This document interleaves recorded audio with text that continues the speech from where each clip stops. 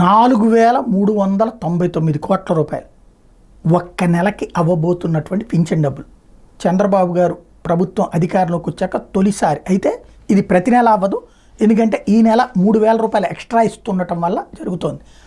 టోటల్గా 65,18,000 మందికి పింఛన్లు ఇస్తున్నటువంటిది. ఇందులో తాజాగా దీనికి అయ్యే ఖర్చు 4,399 కోట్ల రూపాయలు రిలీజ్ అయినాయి. 64.75 లక్షల మంది పింఛన్దారులందరికీ ఇళ్ల దగ్గరనే పంపిణీ చేయబోతున్నారు. మిగతా 43,000 మంది బయట రాష్ట్రాల్లో చదువుకునే దివ్యాంగ విద్యార్థులు, వీళ్ళకి నేరుగా బ్యాంక్ ఖాతాలో జమ చేయాలి. ఇళ్ల దగ్గర పంపిణీ చేసే మొత్తాన్ని 29వ తేదీనే బ్యాంకు నుంచి డ్రా చేసుకోమని సూచించారు. ఒక్కో గ్రామ వార్డు సచివాలయ ఉద్యోగికి 50 పింఛన్లను అప్పగించారు.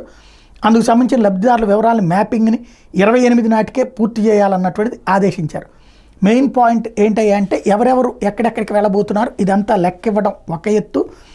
అన్నిటికంటే ప్రధానమైనటువంటి అంశం ఏంటంటే సాధారణంగా 1వ తారీఖు డ్రా చేసుకుంటారు.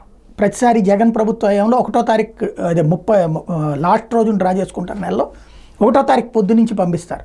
ఇప్పుడు 29నే డ్రా చేసుకోమన్నారు. ఇది కీలకమైనటువంటి విషయం. ఎందుకు వచ్చింది అంటే ఇవాళ 28 శుక్రవారం, 29 శనివారం, 30వ తారీఖు ఆదివారం వచ్చింది.